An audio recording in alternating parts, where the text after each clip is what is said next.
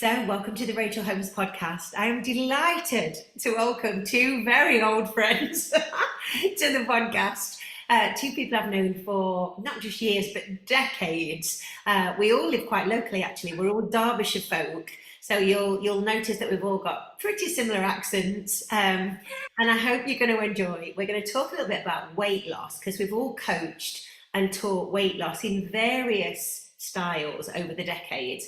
So we thought it'd be a good podcast today to just share our experiences and share how we are actually coaching weight loss now and how it's changed over the last few decades. So I'm going to start with Jody first. So Jody, tell us a little about who you are and what you're currently up to.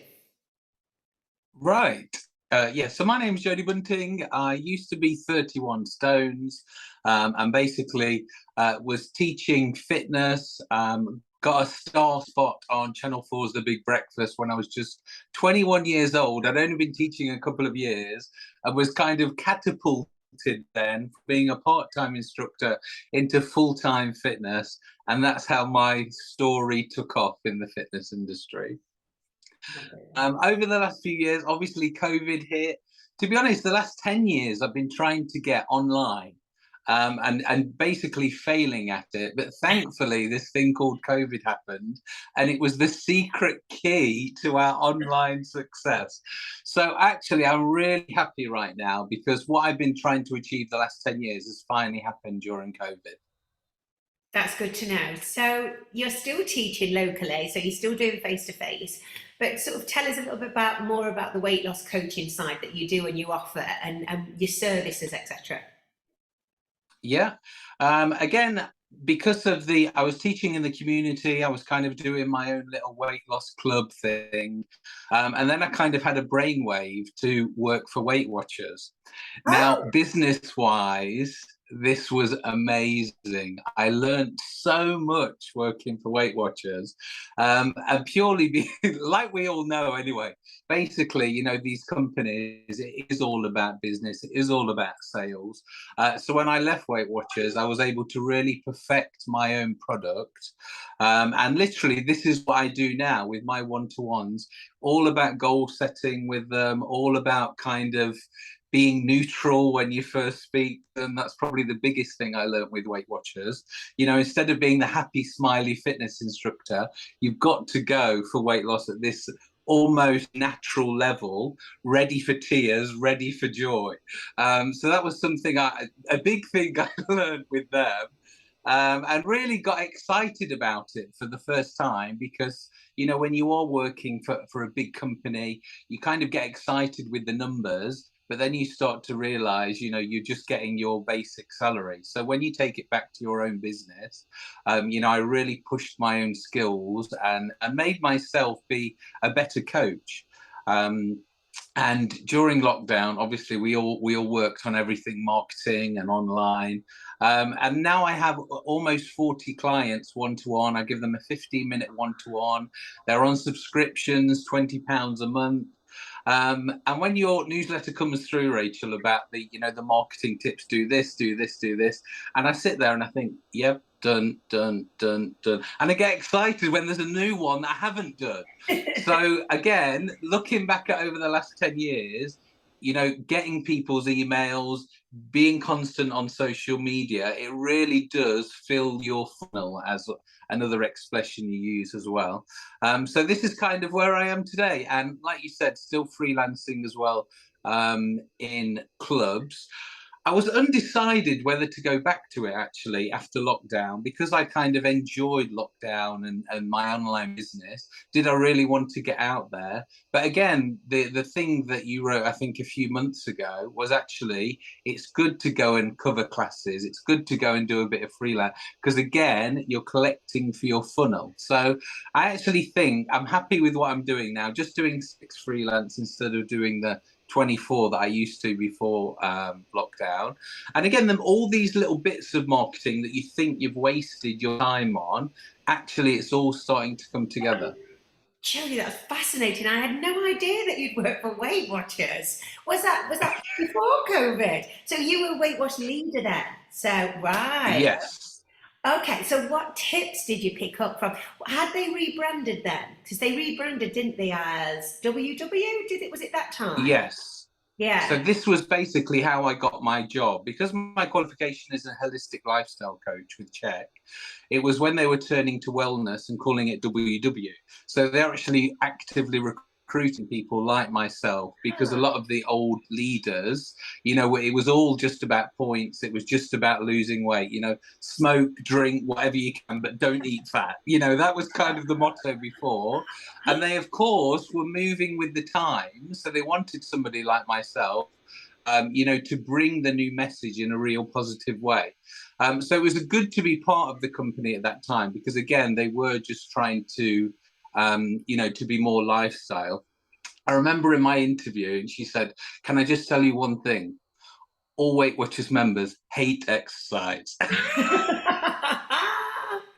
And there was me planning on doing all these like sample fitness classes in the groups and stuff. And do you know what? She was right. All Weight Watchers members, 99%, all hate exercise, and they didn't want to hear anything about it. So how did you go on then? How did you do it? I stayed with them for about a year. And we did do some like chair-based exercises. I was very gentle with them, and kind of drip feeded a little bit of fitness positivity into it. Got a Fitbit group going with the clients, and basically just taught quite a few people around doing aqua classes and maybe gentle exercise. But again, business-wise, I saw they were only willing to pay out for foods that would help them lose weight, and products or whatever, again, to do with food, their health, not directly to exercise. So it kind of opened my eyes as well, on a new market, this non-exercise group that we're, as exercise people, we're always trying to tap into that. We want people who've never done a fitness class before to come along, because we know they're going to feel the benefits and stay with us for a long time. Gosh, that's fascinating. So, sort of fast forward now then to your business. So you've got 40 clients that you see one to one. That's a lot of time. And you do Zoom consultations. How does it look? And how long do they stay with you for, Jody? So it's only a 15-minute one. Yeah. So they pay £20 a month. So again, I'm basically getting my £20 an hour, which I would normally get teaching freelance.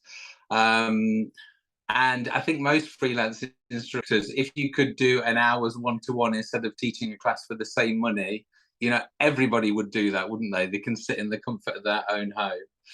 So my 40 clients, I squeeze into 2 evenings. I do them all on a Monday and Tuesday evening. So again, it's not taking over my whole week. I'm not on and off my computer all the time. I've actually managed it quite well. And the other thing, again, advice thanks to yourself, they're all on PayPal subscription.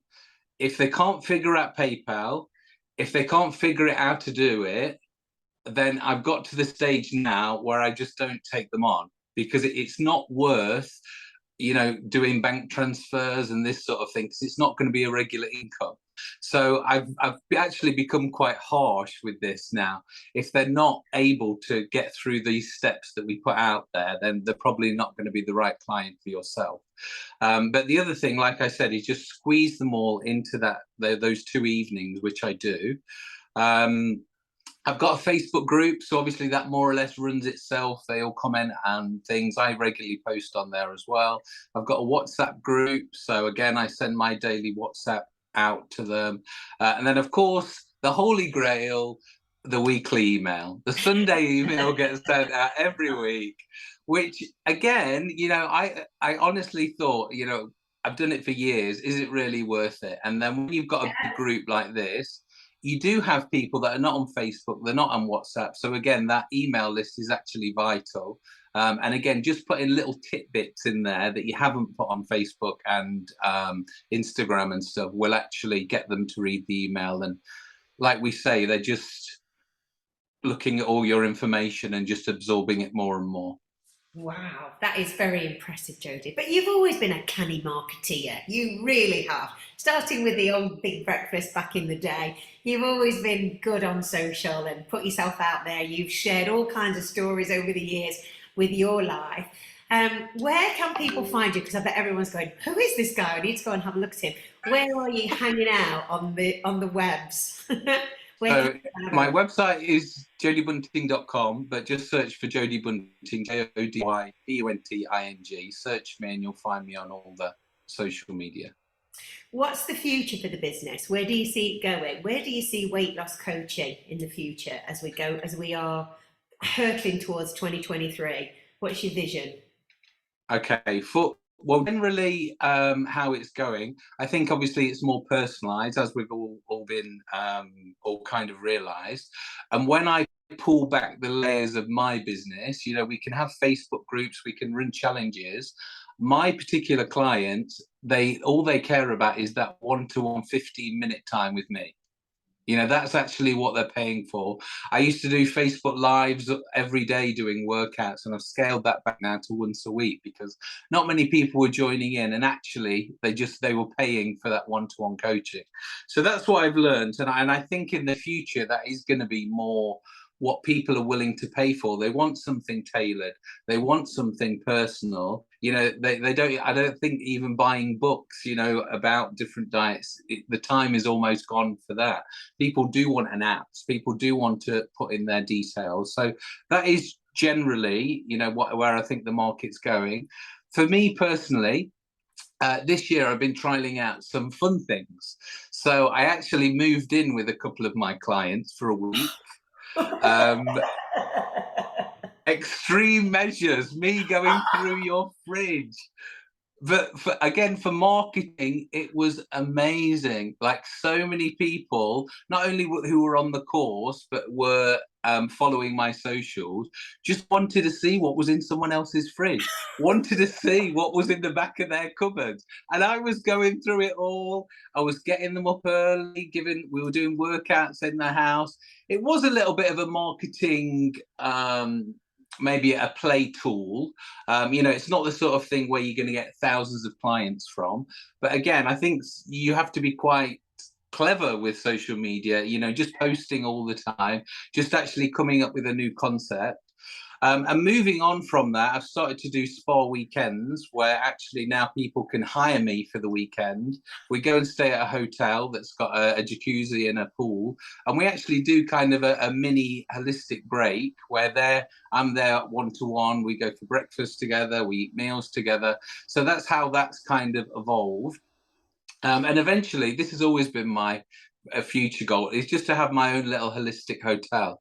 I'd love to have just like a small 12-room hotel, and people literally use it as rehab. They're checking themselves in, for a night or a week or a month or a year, just to lose weight. And this is where I've got it on my vision board behind me. I want this hotel, and it's going to happen, Rachel. I have no doubt that that's going to happen. That's fascinating. Wow, we all watch with interest. So, do you need funding for the hotel? Do you need somebody with a building? Who knows who will be watching this video and watching this podcast? Do you need an angel investor? What do you need, Jody, to make that happen? Yes, I basically just need an investor. All my ideas of where it could be and what it would be like, that's all sorted. Right. We can. Okay. Thanks for that. If only I'd invested my big breakfast money wisely back in the day, I would have been sat in the hotel now. You would. Fab. Susan, tell us a little bit about your journey in the fitness industry and where you are right now. So I started back in 1997, and I actually taught alongside you, Rachel, when we were at the West Park in Long Eaton.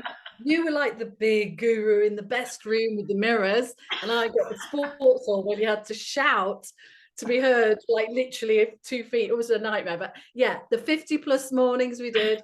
So I was coming from a fitness background, and then my kids started to go to school, and I thought, do you know what, I need to upscale, I need some more money. So I was looking into how I could get a bit more money, where the market was at that point, and it was weight loss. It was 2000, year 2000 that was.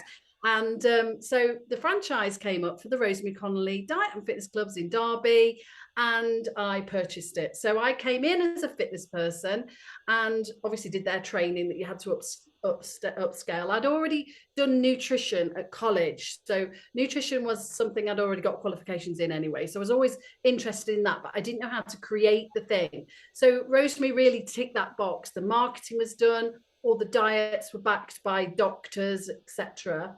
And the training obviously was there up to upscale. So I did that for 15 years. And yeah, I know it's a long time. You know what? My original plan was just 5 years. And then it just, well, it was so successful. It really was. I'm not just blowing my own trumpet, but it just was so successful. I brought the energy because that's how I am, and the exercise. Obviously, I was already experienced in that. But then the motivation came with the scales and the chats and the scales. So, yeah, it was a good business. But Rosemary, of course, went bankrupt in 2014, and at that point, I'd been getting lots of clients around 40 and 50 years old, about 10 years older than me, who had been doing this successful fat-free diet, which is what the diet was. Okay, we'll talk about it later. But anyway, and then they stopped losing weight. And we were like, what's going on?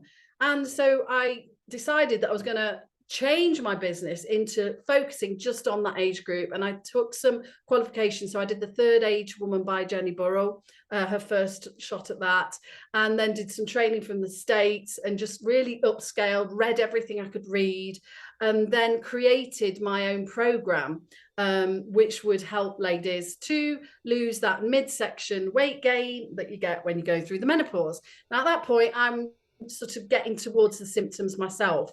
So, it's really helping me as well. So I created Alive Fitness with that in mind. And as the years have gone by, so that was 2014, we're now 8 years later, aren't we? Obviously, menopause has overtaken it, just gone mad. Now, as the years have gone by, since the Rosemary Connolly experience, I'll just put it like that, I was very reluctant to bring scales into the room because I'd already started to think, what the heck is going on here? People are paying me to stand on the scales and then it changed their mood the minute they got off them. I mean, it was just ridiculous. I mean, I kept thinking, in the future, your grandchildren, you're going to go, oh, they used to come to our class and stand on the scales. It's just mental, isn't it? And even now saying it 8 years later is mental in my view. Anyway, the thing is, the problem is, which Jody and I have already discussed today, is that age group of women still have that stuck in their mind. And this diet culture still is very much thriving. So I tried to go down the route of come and do my classes there for healthy eating and menopausal relief. But no one's coming. Yeah. But when you say weight loss, they're all there. They're all there. It's just honestly a marketing toy, if you like. So I've come round to that. So like, for instance, so what I do now is since COVID, obviously I've got nearly 40 clients as well on an online group. Mine is all based on peri to postmenopausal women. And we do 2 sessions live on Facebook Live every week. One is to do for the muscle mass, the bone loading, the cardiovascular class on Monday mornings. Then Thursday mornings, we do a Pilates session, which is obviously for flexibility, for strength. And then we do meditation at the end as well. So it's got everything covered for that lady. And then every quarter, I do like a 7-day plan. So when I called this 7-day plan, say, for instance, a couple of years ago, called Eat Well, Feel Well, I had like 20 clients come in. But then when I called it the midsection meltdown, different recipes, kind of same program, I got 50 people. So I think the name is everything, definitely. So now, beside that, a little side note was then I couldn't really teach high impact anymore because I need 2 new knees. So they went after I started to teach Zumba, funnily enough. Anyway, moving on. So I now then got trained to do Pilates. So that was 8 years ago as well. And so now I just focus on Pilates and do 5 classes a week. And that's in Derby, face to face. After COVID, I did want to go back face to face. I felt that I needed that connection with the clients, and so that you can know what they need and what they want, so that she fits in with my avatar, and and I can really understand that woman, because I do feel like it's a one-way conversation when you're on Facebook Live. But the 7-day programs I try to do on Zoom so that I can see the clients more. And then a little bolt on at the side since COVID is I've started wellbeing days on a regular basis. And this is bringing all my online clients together for a day. Again, I think we've done 3 this year. We did one in April, September, and November. And each time I'd like focus on a topic for menopause.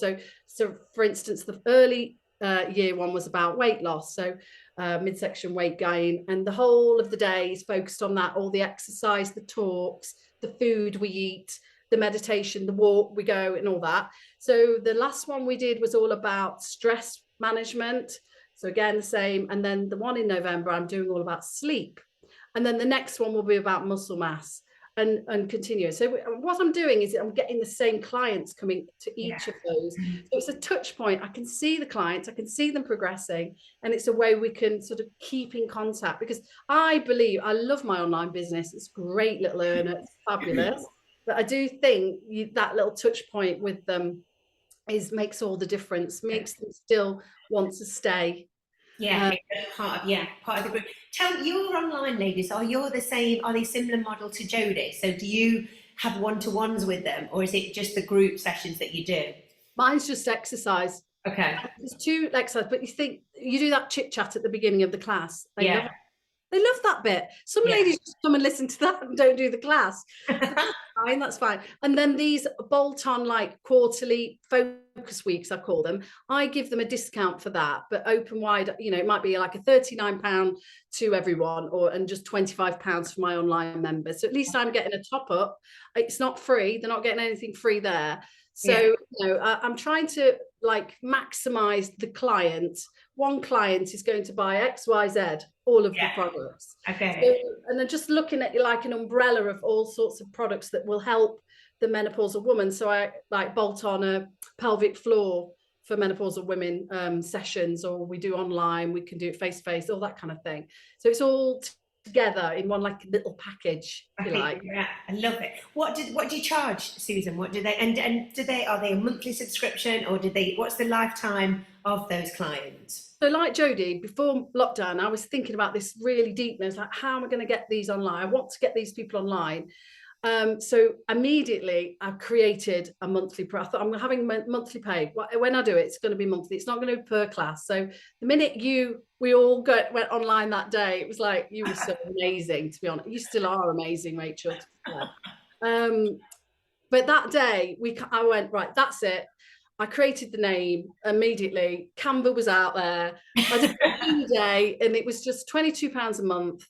And then during COVID, I actually did 3 sessions a week, and I charged a little bit more. I can't remember. I think it was £30 a month. Only 3 sessions a week. I thought, I'm going to do this long term. It's not going to be 3 weeks. This isn't. I'm going to do it long term. So I've got to do it that fits with me. So I just did 3 sessions, £30 a month. That's it. And then as we came out of that, I reduced it because I wanted to go back to face-to-face to 2 sessions a week, £22. And it's monthly, the pay monthly by Go Cardless. Really good little online program that is, to easily have a monthly paid subscription. Yeah. And then straight away, I pulled the videos down from Facebook and put them in a library right from the outset. So my web guy was all on it, because his wife is also a fitness instructor. So he knew what it would look like. And I have them all sorted with, short sessions. You just press the menu and it all comes up with all the short sessions. So immediately they had that program. But I had been thinking about it for a long time, like Jody, we've got it in our minds. We're like, how are we going to get these people in? Now, moving forward, it's difficult to get new members. I'm not going to lie. It is difficult. Do you find that, Jody? Yeah, absolutely. I think the one thing is the word of mouth, which is always the thing that we did when we're face to face. It's always word of mouth, and friends and all that kind of thing. That's the only way at the moment. I mean, we've got our online. We do Facebook, we do Instagram, we do TikTok. Now TikTok. Let me tell you the TikTok story. So, and I'm at home. This is great. Yeah. My daughter's like in her 20s, they're young, they don't do TikTok. She went, Mum, you need to get on TikTok. I'm like, I'm 50. What am I? No. And she's like, no, Mum, you really do. Look, this is how you create your videos. And I did it initially because the video creation in TikTok steady I like the way they just do it. It's just simple, isn't it? You can do different headshots and all that kind of thing. And show me how to do that. I thought, okay, well, I'll create these videos in TikTok and then I'll pass them over to Instagram and Facebook, because all my clients are on Facebook, if I'm honest, which is what I started to do. Now, the first few, it was like reviewing fitness wear in the supermarket. I was in the supermarket one day. I thought, oh, I'll just do that. And that went well. But then I thought, hang on, I'm nutrition trained here. Why don't I just do the foods? Yeah. And make it like a good content, a piece of content that I could use for my clients. That was create the video in the supermarket and then give it to my online clients to tell them how much sugar. I'll tell you what, you inspired me, Rachel, because the one day you came on and you went, this is how you work out on a label how much sugar is in something. I can't remember, was it sugar? I can't remember. Calories. I mean, I knew that information, but I just thought, hang on, I'm just going to go. I literally got in the car, went down to Tesco. Straight away, I was there doing it. I mean, people probably think I'm mental because I'm talking into this camera, laughing and stuff. But anyway, I did it, uploaded. 51,000 people viewed it overnight. My daughter's messaging me in the morning. She said, Mum, look at all the comments. It was like 500 comments or something. And it was just mental. So I'll tell you what, you do have to have a strong stomach for but I created lots of videos. I thought, I'll give this a go, see how long it takes me to get to 10,000 followers. I'm not even there yet, because after about I thought I'll give myself 3 months, and I did it every day for like, I think probably 2 months in the end. But I kind of ran out of content, you know, I didn't want to be boring. But what it did do was create that video, so I can now pull it away and it's coming to my other socials. But the other thing is, it gives you a conversation. The comments are so interesting, because whilst we know all about the low fat thing and it's all rubbish, they don't know. People don't know. People still don't know this stuff. So it makes you, when you're speaking on social media, to become more layman terms, if you like, using their language, and just, you know, you become to know your avatar better, I believe. And you know, for that reason it was good. But people are still commenting. I haven't posted on TikTok for probably a month or so. Well, over the summer, I just have summer off generally. But they're still commenting. They're still commenting on those videos. And now, like, one of your advice was just to keep reposting, like get your video down and then put it back again. New people are watching. So what do you think, Jody, about TikTok and your videos? Well, I had one viral video, and it was of my stepdad had a chip taken out of his hand by a swan. Now, when that took off, Rachel, it destroyed me. I made loads of great content, and then suddenly this swan nicking a chip out of a man in a wheelchair has literally taken over my whole channel. So I got a bit disillusioned. With TikTok. But like Susan says, you know, just putting practical content that gets out there to a few more people is probably better than actually trying to go for something viral or something really funny. You know, our videos that are going to get people that are going to buy our product are not going to be, you know, million view videos. It's actually just Joe Blogs who does want to know about how to read a label.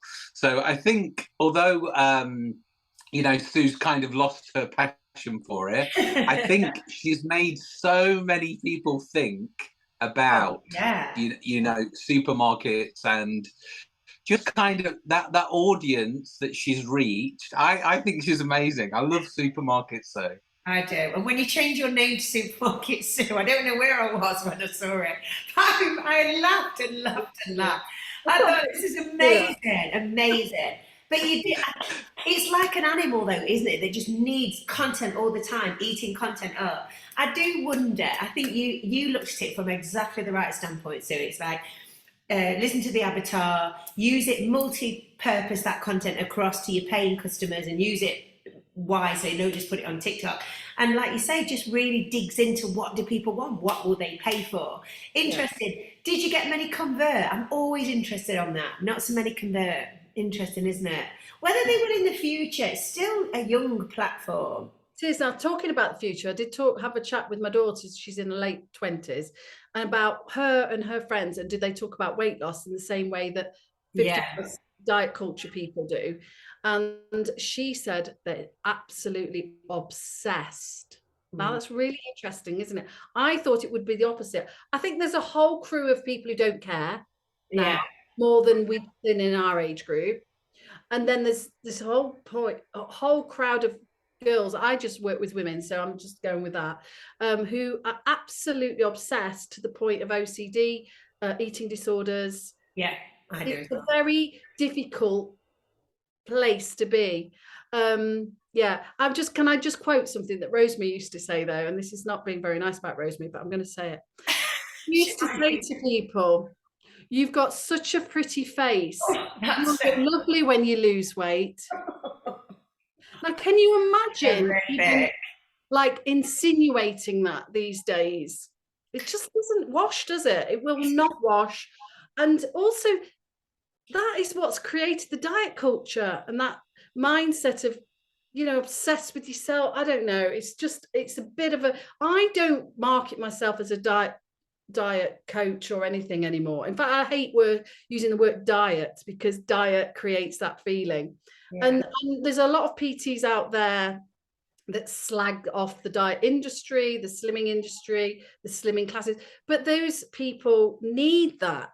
So Slimming World obviously is still going strong. I don't know about Weight Watchers. Don't see so much about Weight Watchers, but Rosemary Connolly's obviously gone. But Slimming World particularly has a different type of client. Like Jody says, they probably never exercised. So, you know, that's good. Well done. You're going somewhere. You've made that first step.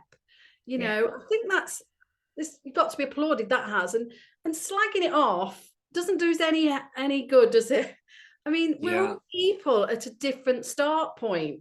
So that's my little tip, really, that when you get new clients, they'll all be at different start points. And I think as a coach, you need the skills of a counsellor. Number one, me and Jody were talking about that earlier. I think Jody's 15-minute chats weekly is absolute golden. It's his USP, and we need to see it more on social media. He needs to say that, because that's the difference between Jody and our coaching, where we're personal. At David Lloyd, they're not doing that. You know, they're not doing that at the big clubs. They're not doing that at Weight Watchers. They're not doing that at Slimming World. Yeah, you might face to face, but you're not doing it online like that. So I think that's golden. That you need to be a counsellor, but you also need to be a listener, so that you know where that client is starting from. You know, it's no good going in there and do burpees and not, you know, some online coaches do that, and that's totally unsafe. We all know that. But, you know, we, like you say, Rachel, the best ones are being the Walk Fit program, you know, and it's the ones where the people are thinking about it, because it's everywhere. It's in diet culture, is very much alive and kicking in all age groups, but they're sitting there going, I don't know where to start. So I think that's a piece on that, big piece on the personal touch and the start point thing. Agree. Wow, this has been amazing. We've got to do a part 2. We need to do a part 2, because that was awesome. So we will have questions, comments, feedback. Susan, where can everybody find you on social? So I'm now a livepilates.co.uk. I'm a live Pilates on Facebook. I'm Supermarket Sue on TikTok. Come and join me. And Instagram, a live Pilates Susan. So yeah, Susan Booth, a live Pilates. Jody, which social media platform do you hang out the most in? Where would you start? On Facebook. On Facebook, Jody Bunting. Okay, good stuff. Okay, and let's all get together and have a real meeting. We live so close to each other, don't we? We need to get together, have a meal, have an Indian or something. Oh, guys, it's been wonderful. I've really enjoyed that. Let's get some feedback from everybody. If you're watching on YouTube, or if you are listening on the podcast, please reach out to all of us. Let's open this conversation. Let us know what you think, and if we've inspired you in any way, do let me know. And we will be back on the next episode. So thanks, everybody. That was awesome.